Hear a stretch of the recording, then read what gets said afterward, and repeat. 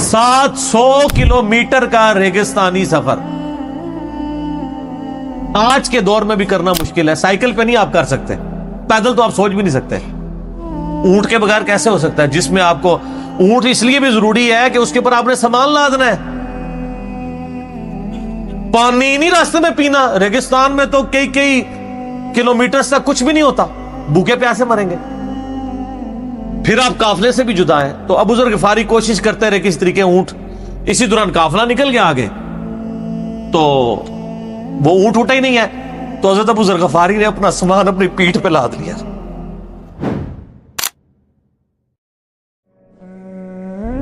سر ابو ذر غفاری رضی اللہ تعالیٰ عنہ کے تو حالات بیان کرنے کے لیے بڑا پتھر کا دل چاہیے. اتنے سوز و گداز والی زندگی ہے ان کی. جامعہ ترمذی میں حدیث ہے, نبی صلی اللہ علیہ وآلہ وسلم نے ارشاد فرمایا کہ اس نیلی چھتری کے نیچے ابو ذر غفاری سے سچا انسان کوئی نہیں ہے. کون کہہ رہا ہے؟ نبی صلی اللہ علیہ وآلہ وسلم, جو خود صادق اور امین ہے. اور جامعہ ترمذی میں ایک اور حدیث ہے, نبی علیہ السلام نے فرمایا کہ ابو ذر غفاری سے بڑھ کر کوئی عہد وفا کرنے والا اور زہد میں میری امت میں نہیں ہے. یہ میری امت میں عیسیٰ ابن مریم کی مثل ہے, ابو ذر غفاری.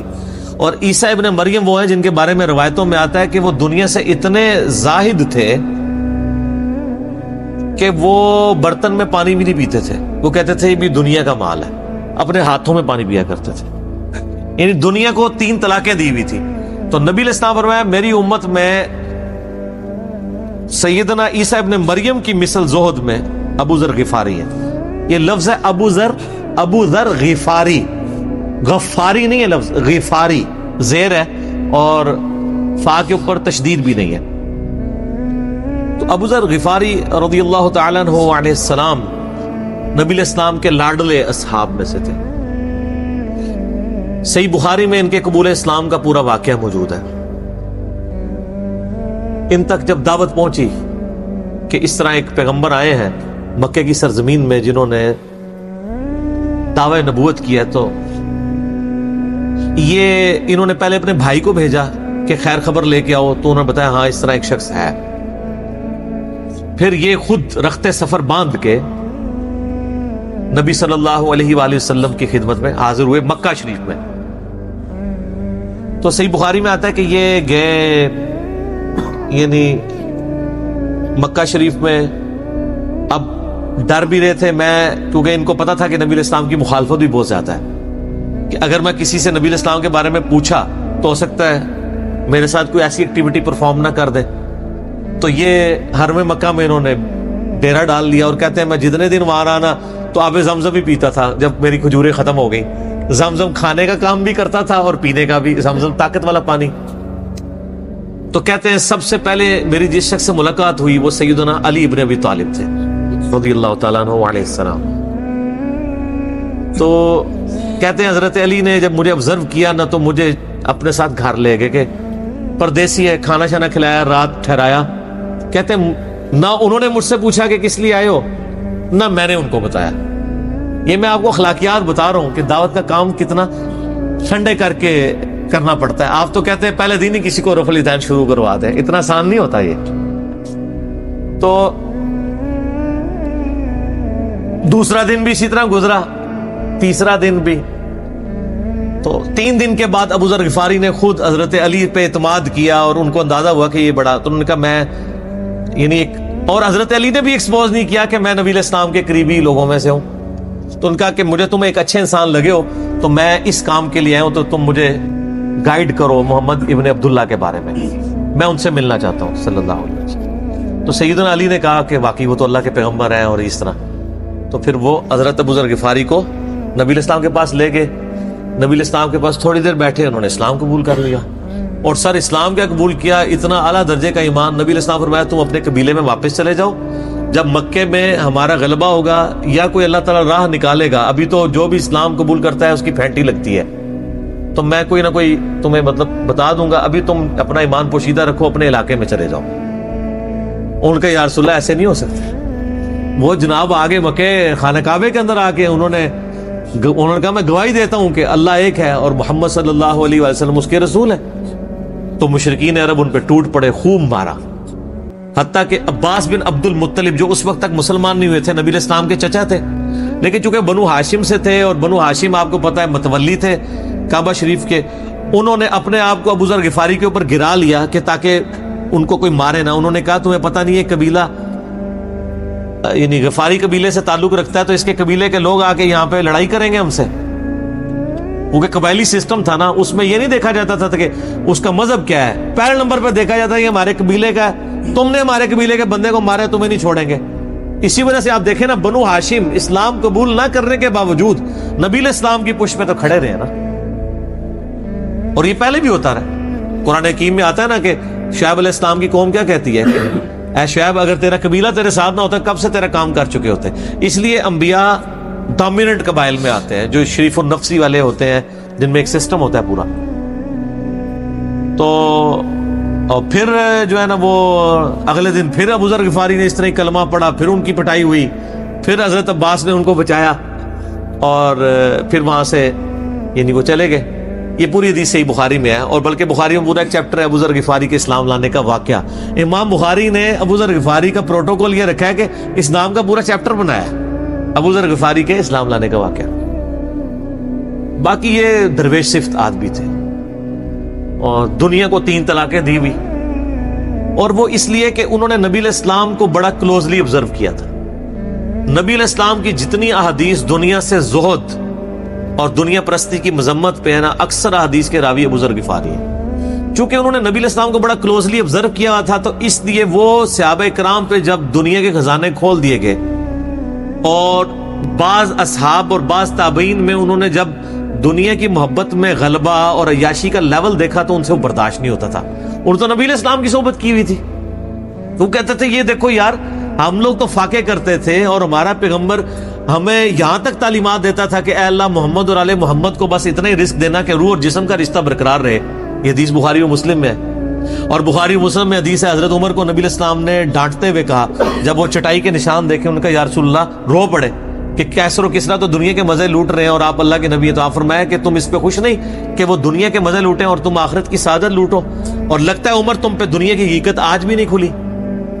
جن لوگوں کے سامنے یہ ساری چیزیں تھی, جن لوگوں نے نبی علیہ السلام کا وہ پیریڈ دیکھا تھا, پھر ان کو یہ بھی پتا تھا کہ بخاری و مسلم میں نبی علیہ السلام کے جو آخری خطبات میں سے شہدائے احد کے اوپر جو نماز جنازہ آپ نے 8 سال بعد پڑھی, اور وہاں پہ آپ نے جنازے یعنی ادھر قبرستان میں خطبہ دیا عبرت کے لیے, اور اس میں کئی چیزیں تھی. ایک تو یہ تھی کہ یہ یہاں پہ وہ لوگ دفن ہیں جنہوں نے اسلام کے لیے قربانی دی ہے, اور ان کا پھل تم نے کھانا ہے. وہ دنیا سے اسی طریقے سے گئے ہیں, دفن میں نہیں دیا گیا کئی لوگوں کو. نمبر 2, اسی میدان میں مال غنیمت سمیٹنے کی وجہ سے ایک فتح شکست میں بدل گئی تھی, جبکہ اللہ کے نبی بھی موجود تھے, اللہ نے اس کا بھی لحاظ نہیں کیا, اور وہ فتح شکست میں بدل گئی کہ انہوں نے مال غنیمت لپیٹنے میں نبی علیہ السلام کی حکم عدولی کر دی, تو تاکہ بعد میں یہ معاملہ نہ ہو. تو وہاں آپ کا خطبہ بخاری مسلم دونوں میں ہے. آپ نے فرمایا کہ اور حضرت عقبہ ابن عامر کہتے ہیں میں نے آخری دفعہ نبی علیہ السلام کو ممبر پہ اسی دن دیکھا تھا. آپ نے فرمایا کہ میں اللہ کی قسم اپنے حوض کوثر کو اس وقت دیکھ رہا ہوں, اللہ نے دکھا دیا. اور آپ نے فرمایا کہ مجھے یہ خطرہ نہیں ہے کہ تم میرے بعد شرک کرنے لگو, لیکن مجھے ڈر ہے کہ تم دنیا کے مال میں پھنس جاؤ گے اور پھر تم ایک دوسرے کو قتل کرو گے جس طرح اگلی قوموں نے کیا, اور تم بھی تباہ و برباد کر دیے جاؤ گے جس طرح اگلے. اس سے زیادہ کیسے آپ ڈر سناتے؟ اب یہ ساری چیزیں موجود تھیں. آپ فرمایا مجھے خطرہ یہ ہے کہ دنیا کا مال تم پہ کھول دیا جائے گا, ان قریب کیسر و کسرا کے خزانے تمہارے پاس آ جائیں گے. جو بخاری مسلم میں آتا ہے نا کہ نبی علیہ السلام نے کہا کہ مجھے اللہ نے 2 خزانے عطا کر دیے, ٹھیک ہے, زمین کی خزانوں کی چابیاں, اور جس سے وہ بریلویوں نے کچھ اور ہی قیدا بنا لیا. اس میں موجود ہے کہ کیسر و کسرا کے خزانے, یعنی آپ کو بتایا گیا کہ رومن اور پرشین امپائر جو ہے مسلمان فتح کر لیں گے یرموک اور قادسیہ کے اندر, اور مسلمانوں کے پاس وہ دولتیں آ جائیں گی. آہستہ آہستہ وہ بھی اسی یعنی دنیا کی محبت کا شکار ہو جائیں گے. اب یہ ساری باتیں حضرت ابو ذر غفاری کے سامنے تھی. حتیٰ کہ صحیح بخاری میں آتا ہے کہ ابو ذر غفاری کہتے ہیں مجھے دن یاد ہے کہ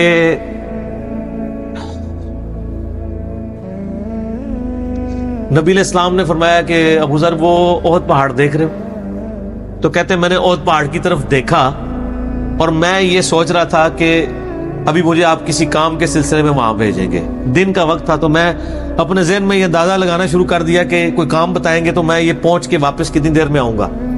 لیکن آپ نے یہ بات نہیں کرنی تھی. آپ نے فرمایا کہ اگر یہ سارا پہاڑ جو کئی کلومیٹرز پہ پھیلا ہوا ہے, آج بھی وہ پہاڑ موجود ہے مدینہ شریف میں, مسجد نبوی سے بھی نظر آتا ہے, اور جو شہدائے احد کا قبرستان ہے اس کی بالکل بیک سائڈ پہ کئی کلومیٹرز پہ پھیلا ہوا, اگر یہ سارا سونے کا ہو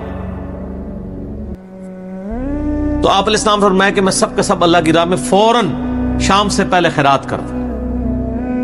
اپنے پاس میں 2 یا 3 دینار ہی رکھوں صرف, یعنی جو ٹوٹل زندگی گزارنے کے لیے سب خیرات کر دوں. اب مجھے بتائیں, جن لوگوں نے, یہ بزرگ غفاری راوی, جن لوگوں نے یہ حدیثیں حضور سے سنی بھی تھی, جب وہ یہ دیکھتے تھے کہ رومن اور پرشین امپائر کے گرنے کے بعد جب مسلمانوں کے پاس خزانے آئے ہیں اور حضرت عثمان کے دور میں لوگوں کے لاکھوں روپے آج کے وظیفے لگ گئے ہیں گھر بیٹھے, وہ بھی انہی عیاشیوں میں پڑ گئے ہیں, تو ان کو یہ چیزیں ہضم نہیں ہوتی تھی. تو یہ شام ہجرت کر گئے تھے. نبی علیہ السلام نے پہلے ہی کہا تھا,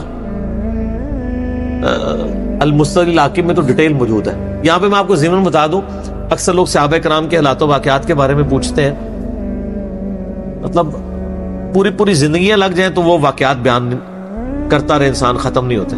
یہ حدیث ہے المستدل الحاکم میں صحیح سند سے کہ فرمایا آپ علیہ السلام نے کہ ابو ذر تیرا کیا حال ہوگا جب تو بھوسا لوگوں میں رہ جائے گا, اور آپ نے یوں انگلیاں ڈالی.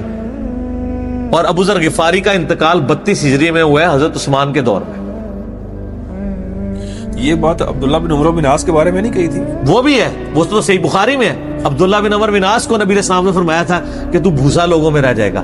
سیم الفاظ حضرت ابو ذر غفاری کے بارے میں حاکم میں ہے. آپ مستدل الحاکم کا چیپٹر کھول لیں.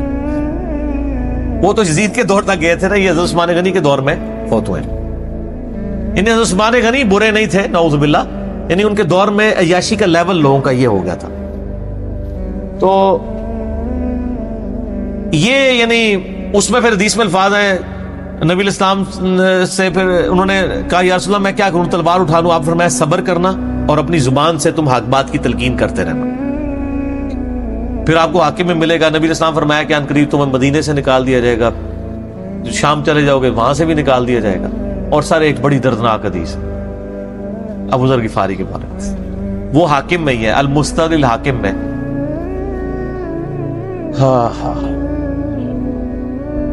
غزوہ تبوک آپ کو پتا ہے ایک ایسا غزوہ تھا جس میں جو شرکت نہیں کرے گا وہ منافق ڈکلیئر ہوگا. قرآن میں فتویٰ آ گیا تھا. اس سے پہلے کبھی نفیر عام نہیں تھی, یہ پہلا اور آخری موقع تھا, کیونکہ رومن امپائر سے ٹکرانا تھا, سپر پاور تھی دنیا کی, 1.5 لاکھ کی فوج لے کے کیسرے روم بارڈر پہ آ گیا تھا عرب کے. تو نبی علیہ السلام نے اناؤنسمنٹ کی کہ بھئی اب سب نے جانا ہے, جو نہیں جائے گا منافق شمار ہوگا, الا یہ کہ کسی کے پاس ریسورسز نہ ہو, یا کوئی مریض ہو, یا کوئی عورت ہو, یا کوئی معذور ہو. منافقین آگے بہانے کر رہے تھے, کچھ سادہ لوگ مسلمان بھی اس کا حصہ بن گئے. بخاری مسلم میں 3 اصحاب کی توبہ کا واقعہ بھی موجود ہے, وہ بھی میری ویڈیو ریکارڈڈ ہے. تو کعب بن مالک کی رضی اللہ تعالیٰ عنہ علیہ السلام, کچھ لوگ جو ہیں وہ یعنی اپنے ان معاملات کی وجہ سے کچھ پیچھے بھی رہ گئے. تو المستدل الحاکم میں آتا ہے کہ صحابہ کرام کہتے ہیں کہ ہم نبی علیہ السلام کے ساتھ سفر پہ نکلے نا جب, تو نبی علیہ السلام کو آگے کوئی بتاتا تھا, کہتا تھا یا رسول اللہ وہ جو فلاں بندہ تھا نا وہ بھی کوئی نہیں آیا, پیچھے رہ گئے. تو آپ علیہ السلام پرواہ نہیں کرتے تھے.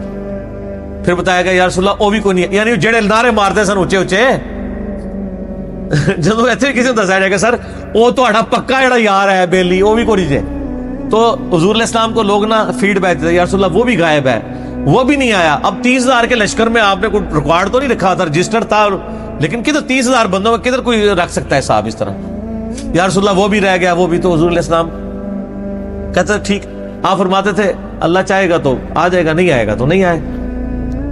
تو کسی نے کہا کہ وہ ابو ذر غفاری بھی پیچھے رہ گئے.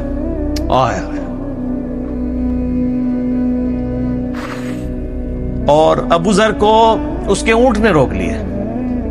اونٹ ہی نہیں اٹھ رہا تھا نا سر, وہ آپ کو گاڑی تو نہیں ہے نا جو سٹارٹ کر لیں گے آپ, اونٹ چلنے سے انکار کر دے, کوئی کر سکتا ہے. اور سر سفر کتنا ہے, 700 کلومیٹر, 700 کلومیٹر کا ریگستانی سفر.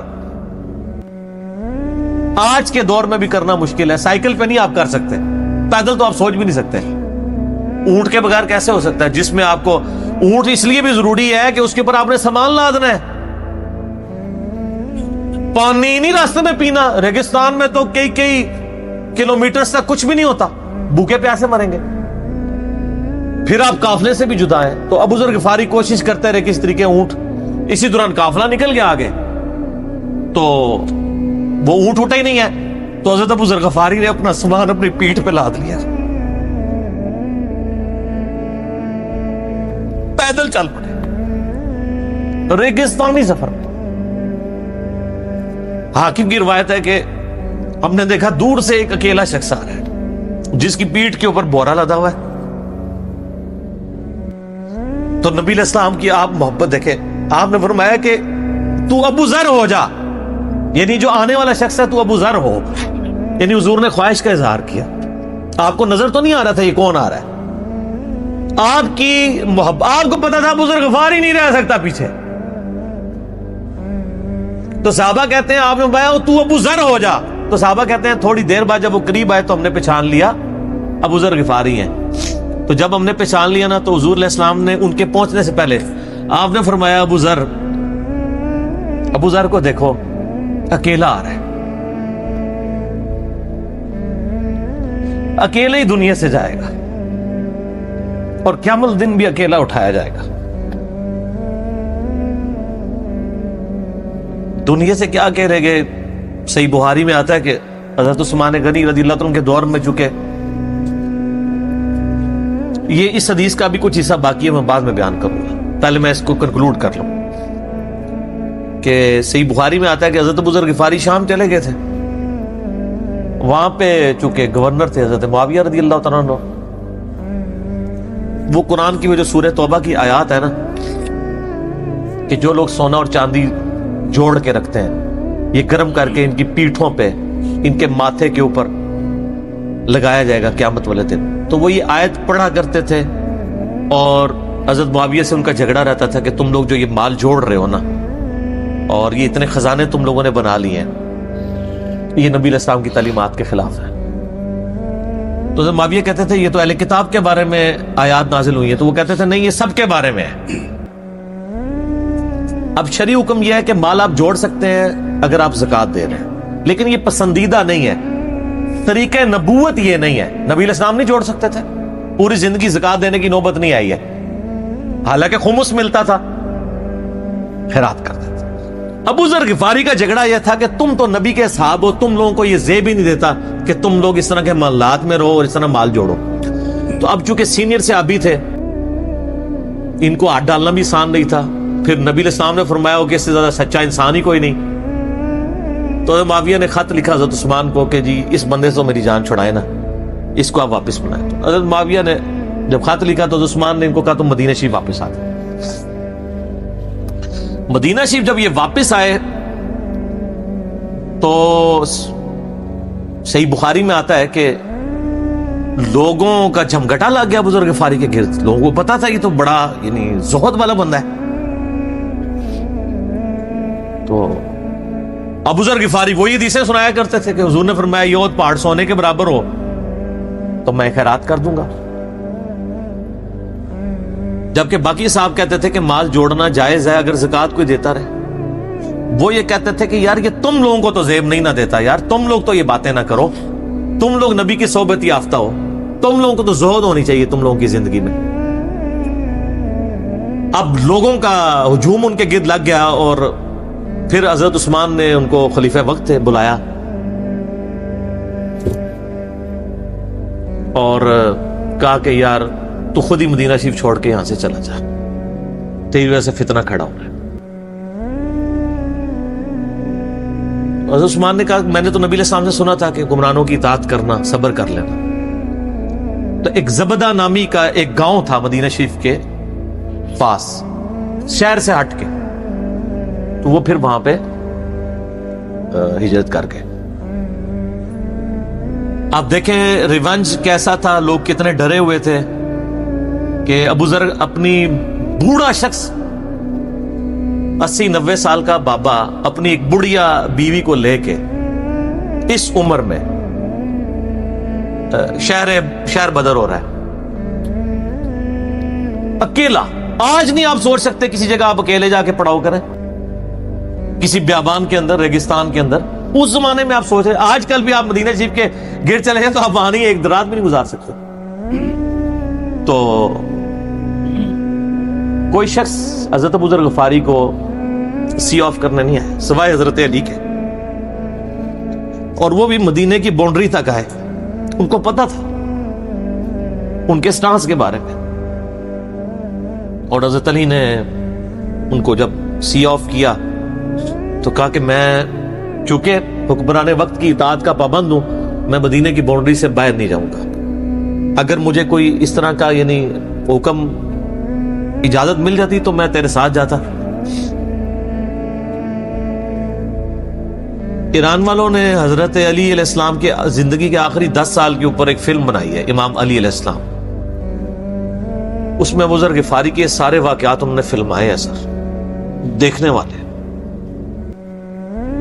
جب مولا علی چھوڑنے آتے ہیں, پھر جو ان کی ڈیبیٹس ہوتی ہیں مدینہ شریف میں لوگوں کے ساتھ, وہ ساری انہوں نے ویڈیو میں فلما دی. پھر یہ چلے گئے وہاں پہ رہنے شروع ہو گئے. اب اس حدیث کی طرف واپس آ جائے جو فرمایا آپ علیہ السلام نے اکیلے ہی مرے گا. تو ابو ذر غفاری, اس حاکم کی روایت میں آتا ہے ابو ذر غفاری کی موت کا وقت قریب آ گیا, صرف بیوی ہے پاس. بیوی نے رونا شروع کر دیا کہ حضرت آپ فوت ہو گئے, آپ کو کفن کون دے گا, آپ کو غسل کون دے گا, آپ کو دفنائے گا کون, میں عورت ذات کیا کر سکتی ہوں.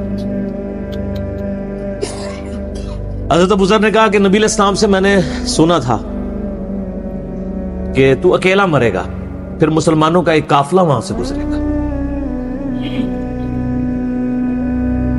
جو تجھے کفن دے کے دفنائے گا اور جنازہ بھی پڑھے گا. تو نے فکر نہیں کرنی, جب میں مر جاؤں تو میری لاش کو چوراہے پہ رکھ دینا, گزرگاہ پہ, جو یعنی مدینہ کی طرف راستہ آتا تھا گاؤں ایریا سے گزر کے. اللہ میرا بندوبست کر دے گا. وہی ہوا کہ ان کے مرنے کے بعد مسلمانوں کا ایک قافلہ دور سے آ رہا تھا. تو اسی مستقل حاکم کی حدیث میں آتا ہے کہ سر قافلہ بھی سنے پھر کون ہے, عبداللہ ابن مسعود. ابو ذر غفاری بھی زہد کے امام, ابن مسعود بھی زہد کے امام, ابو درداء بھی زہد کے امام.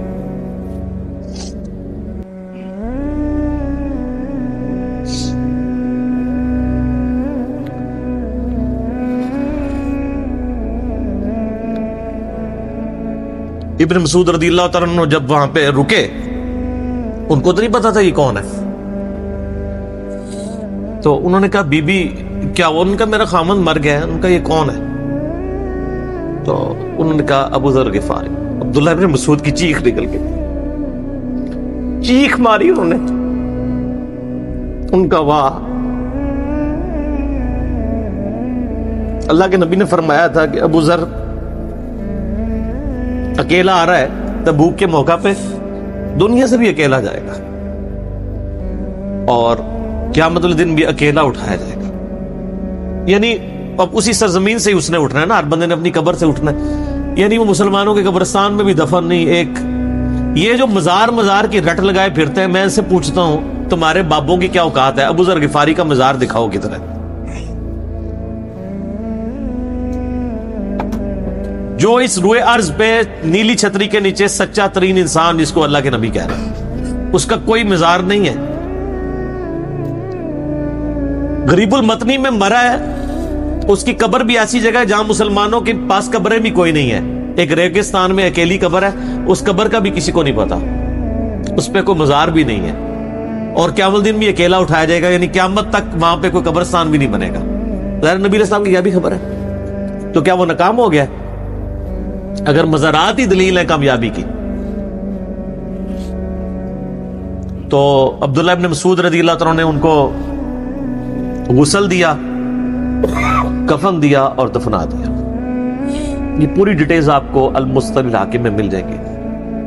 تو ابو ذر غفاری ان چند شخصیات میں سے ہیں جن میں پوری امت کا اتفاق ہے ان کی نیکوکاری کے اوپر. شیعہ بھی ان کو بہت رسپیکٹ دیتے ہیں, اہل سنت بھی دیتے ہیں, صوفیاء کے ہاں بھی ان کو امام مانا جاتا ہے زہد کی وجہ سے. آپ تصوف کی جتنی کتابیں پڑھیں, چاہے امام غزالی کی ہوں, رسالہ القشیریہ پڑھیں, اور لوگوں کو بھی پڑھنا شروع کریں, تو ابو ذر غفاری آپ کو زہد کے امام کے طور پہ ملیں گے کہ ان کی زندگی میں یعنی یہ زہد تھا کہ انہوں نے کس طرح کی زندگی گزاری ہے. سر لوگ مجمع میں مرتے ہیں, ان کو یاد کوئی نہیں کرتا, اور ابو ذر غفاری کو آج بھی دنیا یاد کر رہی ہے, ہم بھی یاد کر رہے ہیں رضی اللہ تعالیٰ عنہ علیہ السلام. اللہ تعالیٰ قیامت والے دن ہمیں ایسے نیکوکار لوگوں کا ساتھ نصیب فرمائے, آمین ثم